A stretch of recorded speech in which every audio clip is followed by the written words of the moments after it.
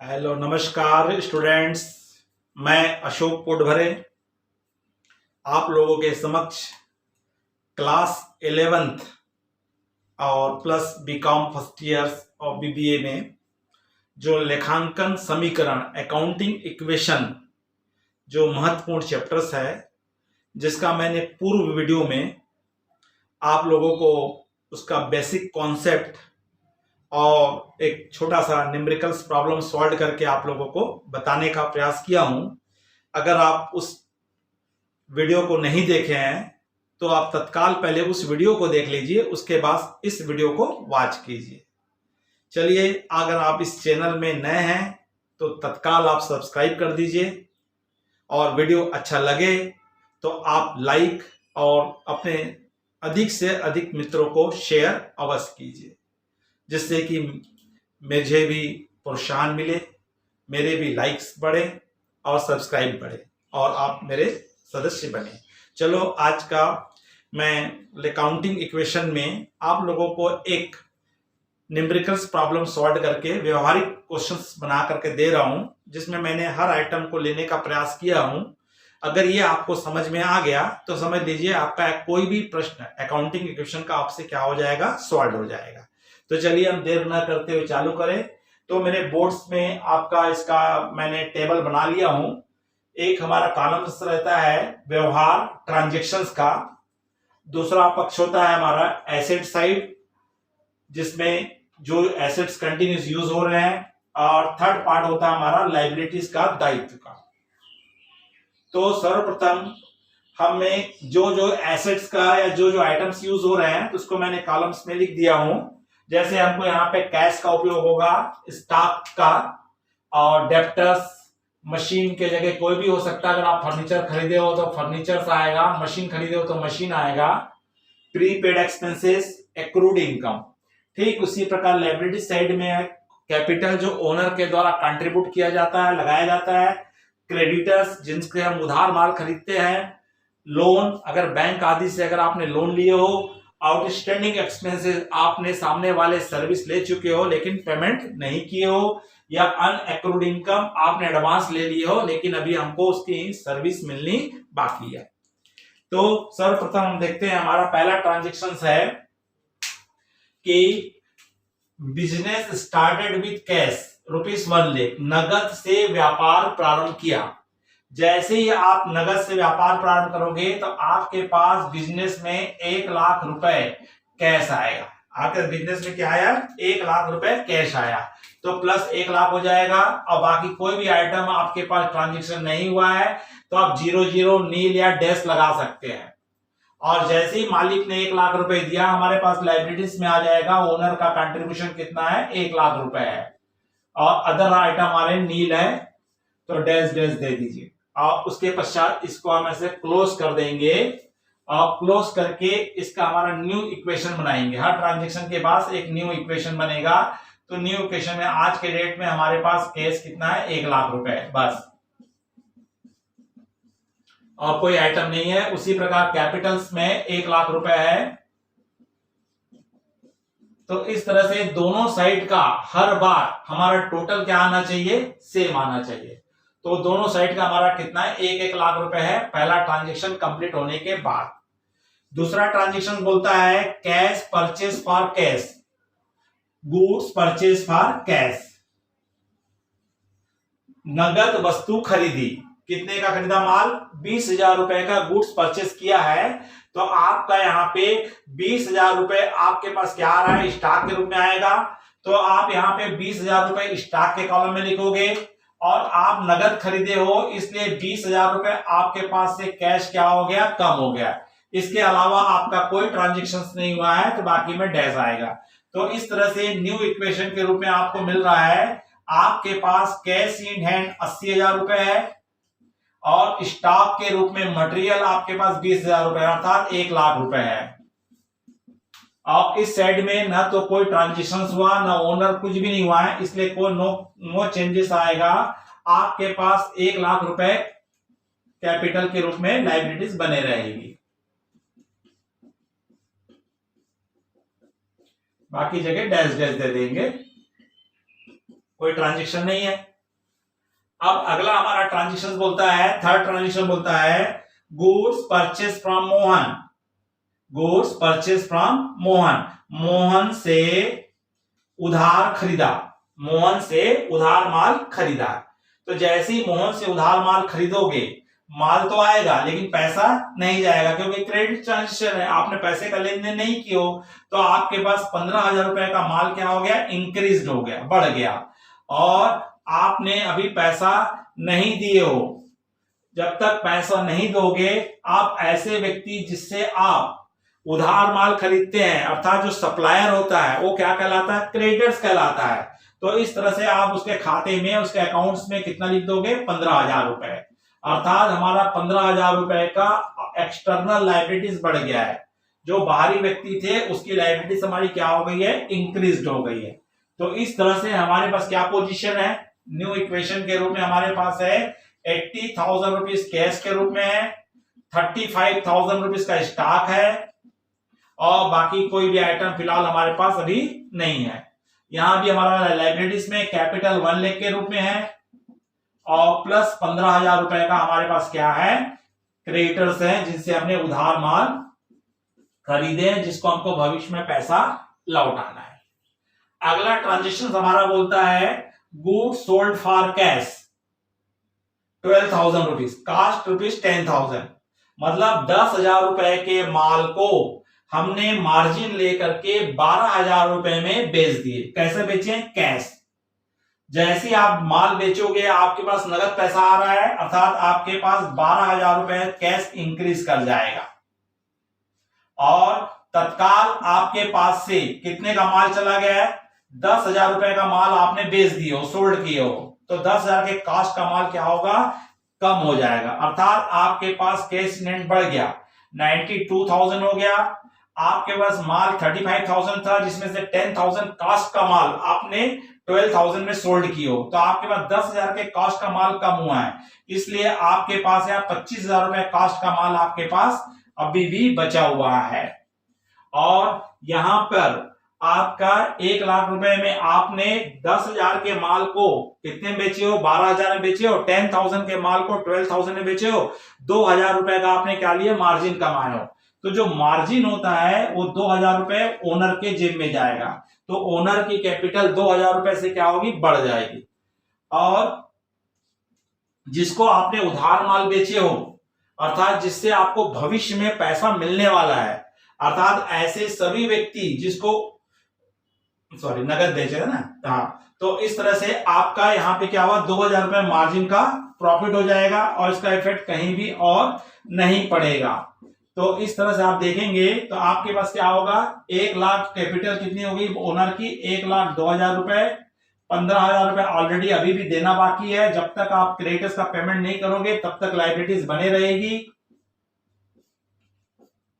और इस तरह से आप देखोगे तो दोनों साइड का टोटल्स भी हमारा क्या आएगा, इक्वल आएगा। तो अब आपके पास 92,000 और 25,000 को ऐड करोगे तो आपका 1,17,000 रुपए होगा। अगला ट्रांजेक्शन हमारा बोलता है कि goods sold to Kamal cost rupees 15,000 and 20,000, मतलब कमल को उधार माल बेचे हैं जिसकी लागत 15,000 है, उसको कितने बेच दिए, 20,000 में। जब उधार माल बेचा जाता तो मार्जिन भी व्यापारी ज्यादा लेता है। तो जैसे ही आप उधार बेचोगे तो आपके पास पैसा नहीं आएगा, क्योंकि उधार बेचे हैं, अभी आपको पैसा नहीं मिला है, क्रेडिट सोल्ड है। हाँ, आपके पास से कितने रुपए का माल कम हो जा रहा है, आपके पास से 15,000 रुपए का माल क्या हो जा रहा है, कम हो जा रहा है, क्योंकि 15,000 के माल को आपने सोल्ड किए हो। और जिन व्यक्तियों को माल बेचा जाता है, जिनसे भविष्य में, ऐसे व्यक्ति जिनको आपने उधार माल बेचे हो, जिनसे फ्यूचर में आपको पैसा मिलना है, वो सब व्यक्ति हमारे लिए क्या कहलाते हैं, डेप्टर्स कहलाते हैं। तो इस तरह से 20,000 रुपए आपको फ्यूचर में मिलने वाला है, फ्यूचर में मिलने वाला है, इसलिए आपके डेप्टर्स क्या हो जाएगा, आपका बढ़ जाएगा। तो इस तरह से 92,000 आपके पास कैश इन हैंड रहेगा। 25,000 में से 15,000 का माल आपके पास से चला गया, तो आपके पास मात्र 10,000 का स्टॉक बचा है। फ्यूचर में आपको 20,000 रुपीज जिनसे आपने उधार माल बेचे हो उनसे मिलना बाकी है। और यहां भी आपने 15,000 रुपए के कॉस्ट को 5,000 रुपए का मार्जिन लेकर के आपने बेचे हो, तो ये 5,000 रुपए का मार्जिन ओनर के जेब में चले जाएगा, अर्थात ओनर की कैपिटल क्या होगी, इंक्रीज हो जाएगी। तो इस तरह से यहाँ पे इसका कितना हो गया, 1,07,000 रुपए हो गया। अभी आपने पेमेंट नहीं की हो, इसलिए 15,000 बरकरार रहेगा, बना रहेगी लाइबिलिटीज, और बाकी आइटम हमारे से कुछ भी नहीं हुआ है, इसलिए डैश या नील या जीरो आप लिख सकते हो। तो इस तरह से हमारा न्यू इक्वेशंस हमारा ये बनते चले जाता है हर बार। अब अगला बोलता है मशीन नगद खरीदी, machine purchase for cash 10,000, machine नगद खरीदे हो। अब जैसे ही नगद खरीदोगे तो 10,000 रुपए आपके जेब से तुरंत कैश से जाएगा, और आपने मशीन खरीदे हो अर्थात फर्नीचर या मशीन है, चलिए फर्नीचर खरीदे हमने यहां, तो फर्नीचर लिख दीजिए, फर्नीचर नगद खरीदे, तो आपका फर्नीचर के कॉलम में आपका क्या आ जाएगा, 10,000 रुपए आ जाएगा।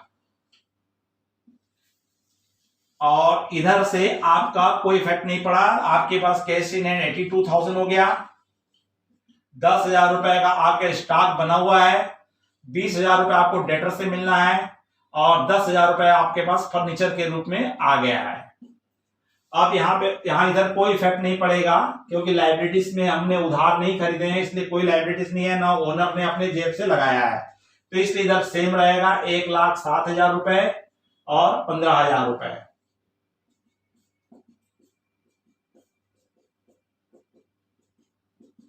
चलिए ये न्यू इक्वेशन बन गया। अगला बोलता है loan receive from bank, bank से लोन लिया है 20,000 रुपए। जैसे ही बैंक से आप लोन लोगे, आपके पास नगद पैसा बैंक से मिलेगा, आपके फिर कैश इन हैंड 92,000 हो गई है, सॉरी आपका 1,02,000 रुपीज आपके पास क्या हो गया, कैश इन हैंड हो गया है। आपका डेटर्स बना बुनाया, स्टॉक बना बुनाया है, तो इसका इफेक्ट इधर कहीं नहीं पड़ेगा, सेम रहेगा 10,000 प्लस 20,000 प्लस 10,000। आपने लोन लिए हो, इसका मतलब बैंक से लोन लिए हो, तो आपकी लाइबिलिटीज बढ़ गई है, तो आपके बैंक लोन वाले कॉलम में आपका कितना आ जाएगा, आपका 20,000 रुपए आ जाएगा। तो आपकी लाइबिलिटीज 20,000 रुपए से क्या हो गई, इंक्रीज कर गई है, क्योंकि फ्यूचर में आपको 20,000 लौटाना पड़ेगा। तो इधर का आ जाएगा 1,07,000, 15,000 और 20,000।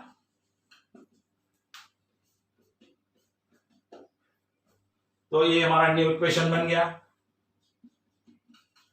अब उसके बाद हमारा आता है कुछ हमारे एक्सपेंसेस से रिलेटेड है, बोलता है paid to salary ₹2,000 and outstanding wages ₹2,000 1,000। ये कह रहा है कि वेतन हमने सैलरी हमने नगद चुका दिए हैं, जबकि एक मजदूर ने हमारे यहाँ काम किया है, लेकिन उसका 1,000 रुपए अभी भी हमको देना बाकी है। तो इस तरह से आप देखेंगे तो इसका क्या इफेक्ट पड़ेगा। सबसे पहले आपने क्या पे किए, रेंट पे कर रहे हो, तो 2,000 रुपए आपके जेब से जा रहा है, इसलिए 2,000 रुपए यहाँ पे कैश में से क्या हो जाएगा, कम हो जाएगा, पहला चीज। तो यहां पे आपका क्या आएगा, 1,00,000 आएगा, क्या आएगा, 1,00,000 आएगा। और आपने आउटस्टैंडिंग वेजेस मतलब मजदूर से सेवा ले लियो, लेकिन बोले कि आप बाद में ला के पैसा ले जा लेना, आपने उसका पेमेंट नहीं कियो, आपके बिजनेस का लॉस तो है लेकिन अभी पेमेंट नहीं कियो, अर्थात क्या होगा, एक्चुअल सैलरी पेड और आउटस्टैंडिंग वेज दोनों का इफेक्ट मालिक के पड़ेगा, क्योंकि जो भी लॉस होता है उसको कैपिटल से माइनस करेंगे, बियर करेंगे। तो हमारे लिए सैलरी पे करना और फ्यूचर में देना है, लेकिन सर्विस ले चुके हो इसलिए लॉस हो चुका है, इसलिए 3,000 रुपीज आपका यहाँ पे क्या होगा, माइनस होगा। 3,000 रुपीज क्या करेंगे, माइनस करेंगे। तो आपके आप कैश कितना बचेगा, आपने यहाँ पे कैश कितना पे कियो, 2,000 पे कियो, आपके जेब से 2,000 रुपए सैलरी का पे हो रहा है, सैलरी का कितना पे हो रहा है, 2,00,000 रुपए पे हो रहा है, इसलिए 1,05,000 आपके पास बचेगा। और जो कि आपने आउटस्टैंडिंग वेजेस था, आपने नगद पे नहीं किए, देना है, जिस समय दोगे उस समय कैश में से माइनस करेंगे, इसलिए यहां पे अलग से आपका आउटस्टैंडिंग का कॉलम बना है, तो आउटस्टैंडिंग एक्सपेंसेस वेजेस में आ जाएगा आपका कितना, 1000 रुपए। तो इस तरह से आपका यहाँ क्या होगा, 15,000 आएगा, यहाँ पे 20,000 बना हुआ है हमारा लोन का, और साथ में हमारी 1,000 रुपए की लाइबिलिटीज बढ़ गई है जब तक हमने सर्विस ले चुके हैं, सेवा ले चुके हैं, उसको पेमेंट नहीं की। लेकिन आपके जेब से आपका कितने नुकसान हो गया, 2,000।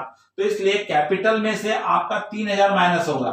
कौन कौन सा, 2,000 रुपए आपका सैलरी का, 1,000 रुपए आउटस्टैंडिंग वेजेस का, क्योंकि वो दोनों ही फर्म के लिए लॉस होता है। तो इसलिए यहाँ पे क्या करेंगे, अपन दोनों को ऐड करके या अलग अलग करके आपको माइनस करेंगे। लेकिन कैश में केवल वही माइनस करोगे जो आपने नगद चुकाए हो, और जो नहीं चुकाए हो उसको आउटस्टैंडिंग के कॉलम में लिख करके चलेंगे। और बाकी कॉलम में हमारा कोई एडजस्टमेंट नहीं हुआ है, कोई भी डिस्टर्ब नहीं हुआ है, तो इसलिए एज इट इज रहेगा। तो ये रहेगा आपका यहाँ पे 2,000, 10,000 रुपए, 20,000 रुपए और 1,00,000 रुपए। और इस साइड में हमारा 3,000 रुपए का लॉस हो गया है, 2,000 रुपए पेड जो सैलरी दिए हो और 1,000 जो आउटस्टैंडिंग का देना है। इस तरह 3,000 का लॉस हुआ है, जबकि जिसमें से 1,00,000 रुपए अभी भी हमारे के लिए देना बाकी है। अगला हमको बोलता है 9 में, paid to rent ₹3,000 and advance paid to insurance premium 1,000 rupees. मतलब किराया उसने नगद चुकाया 3,000 रुपए, बीमा प्रीमियम का भी चुकाया है, एडवांस में दिया है, प्रीपेड किया है। प्रीपेड या एडवांस का मतलब होता है आपने पैसा दे दिए हो लेकिन सामने वाले ने अभी आपको सर्विस नहीं दिया है, इसलिए इसका इफेक्ट आपके पास से पैसा तो जा रहा है, इसलिए 3,000 और 1,000 दोनों 4,000 रुपए आप कहां माइनस करोगे, कैश में से माइनस कर दोगे। कितना, 3,000 रुपए रेंट पेड किए हो और 1,000 इंश्योरेंस का, तो 4,000 रुपए यहां माइनस हो जाएगा। और जिसमें से आपने 3,000 रुपए की सर्विस ले चुके हो लेकिन 1,000 की सर्विस आपको नहीं मिली है, इसलिए इसका इफेक्ट जो पड़ेगा आपके कहां पड़ेगा, आपका प्रीपेड एक्सपेंसेस में पड़ेगा, जो एडवांस आपने पे की हो उस पे पड़ेगा। तो इस तरह से आपका 4,000 रुपए कैश में कम हो जाएगा, तो आपके पास 96,000 कैश रहेगा, ये सेम रहेगा, ये भी सेम रहेगा और ये भी सेम रहेगा। और यहां पे आपका 1,000 रुपए क्या हो चुका है, प्रीपेड का है। आप जब सर्विस लोगे, जब तक सर्विस नहीं मिल जाएगी तब तक आपके यहां पे एसेट्स के रूप में शो रहेगा। और इसका सेकंड इफेक्ट जो पड़ेगा, तो सेकंड इफेक्ट हमारा पड़ेगा, तो सबसे पहले आपने जो आपको लॉस हो चुका है, जो सर्विस ले चुके हैं, तो सर्विस लिए कितने की, आपने केवल 3,000 की सर्विस ली है सैलरी का, तो 3,000 का ये भी लॉस है। जब तक प्रीपेड की आपको सर्विस नहीं मिल जाएगी तब तक उस पर बिजनेस पे भार नहीं पड़ेगा, इसलिए इस साइड में केवल 3,000 ही माइनस होगा। तो कैश इन 1,01,000 आएगा और बाकी हमारे आइटम सेम आएंगे। इसका सेकंड साइड प्रीपेड का इफेक्ट नहीं पड़ता है, वन साइड में ही केवल इफेक्ट पड़ता है। ठीक उसी प्रकार हमारा है, अगला है आपका interest receive 2,000 rupees and commission accrued 500 rupees. ब्याज के 2,000 रुपए हमको कैश मिल गए हैं, लेकिन कमीशन का हमने सामने वाले को सर्विस दे दी, उसका माल बिकवा दिए, लेकिन 2,000 हमारा कमीशन बन गया है, लेकिन हमको मिला नहीं है। अर्थात आपके पास कैश कितना आया है, 2,000 रुपए, तो 2,000 रुपए से कैश इन हैंड आपका क्या हो जाएगा, बढ़ जाएगा।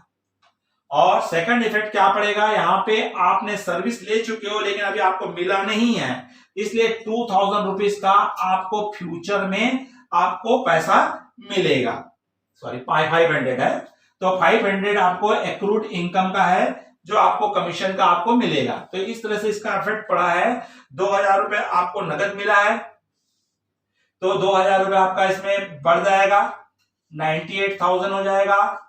10,000 सेम रहेगा, 2,000 20,000 सेम रहेगा, 10,000 आपका फर्नीचर का सेम रहेगा, प्रीपेड आपका 1,000 है और एक्रूड कितना है, 500 रुपए है। तो इसका सेकंड इफेक्ट जो पड़ेगा, तो आपको ब्याज प्राप्त हुआ है 2,000 रुपए, तो आपका 2000 ब्याज प्राप्त हो चुका है और कमीशन भी आपने अर्न कर चुके हो, लेकिन आपको मिला नहीं है, लेकिन फायदा तो आपको हो चुका है। इसलिए क्या आएगा, 2500 रुपए, 2500 रुपीज इसमें ऐड हो जाएगा, कैपिटल में ऐड होगा। इसका सेकंड इफेक्ट कुछ भी नहीं पड़ेगा। तो इस तरह से यहां पे हो जाएगा 1,03,500 प्लस 15,000 प्लस 20,000 प्लस 1,000। तो इस तरह से अगर आप इनको दोनों साइड का हम टोटल करेंगे तो हमारा क्या आना चाहिए, टोटल बराबर आना चाहिए। और इसी को हम क्या करते हैं, बैलेंस शीट बना करके हम बैलेंस शीट के एसेट साइड में आप लिख दीजिए cash 98,000, stock 10,000, debtors 20,000, furniture 10,000, prepaid expenses 1,000 और एक्रूड इनकम 500। ये सब एसेट्स में आएगा। उसी प्रकार लाइबिलिटीज में कैपिटल में आएगा 1,03,500, क्रेडिटर्स में आएगा 15,000, लोन में आएगा 20,000, आउटस्टैंडिंग एक्सपेंसेस में कितना आएगा आपका 1,000 रुपए। तो इस तरह से दोनों साइड का आप करोगे टोटल्स होगा। तो बच्चों मैंने प्रयास किया हूं कि इस इक्वेशन में हर आइटम को इन्वॉल्व करने का, लेकिन आपके क्वेश्चंस में हर आइटम नहीं रहेंगे, कुछ पहले 2-4 आइटम्स रहेंगे, धीरे धीरे आइटम्स आपके बढ़ते जाएंगे। अगर आप इस न्यूमेरिकल को बनाने के बाद अपने बुक के न्यूमेरिकल क्वेश्चंस बना सकते हो। जो सीजी के बच्चे हैं वो नवबोध प्रकाशन या प्रबोध प्रकाशन की बुक के बैक साइड के क्वेश्चन बना सकते हो, और जो बच्चे सीबीएसई वाले हैं जो ग्रेवाल की बुक से या आपका एनसीईआरटी की बुक से आप क्या कर सकते हो, सॉल्व कर सकते हो। अगर नहीं या समझ में आएगा तो आप कमेंट्स बॉक्स में लिख सकते हो, क्वेश्चन बता सकते हो कौन से बुक का कौन सा क्वेश्चन सॉल्व कराना है, तो मैं आपको उसको सॉल्व करके दे दूंगा। तो बच्चों ये था आपका इक्वेशन। अब अगला चैप्टर हम देखेंगे डेबिट क्रेडिट करने का नियम। तो जनरलाइज कैसे किया जाता है, डेबिट क्रेडिट कैसे करते हैं, इसका हम नेक्स्ट वीडियो इसका 11वीं की क्लास के लिए मिलेगा। चलो बच्चों, अगर ये वीडियो पसंद आया होगा तो लाइक कीजिए, कमेंट्स कीजिए, अपने अधिक से अधिक मित्रों को शेयर कीजिए। जो बच्चे नए हैं तुरंत सब्सक्राइब कर दीजिए। नमस्कार, जय हिंद।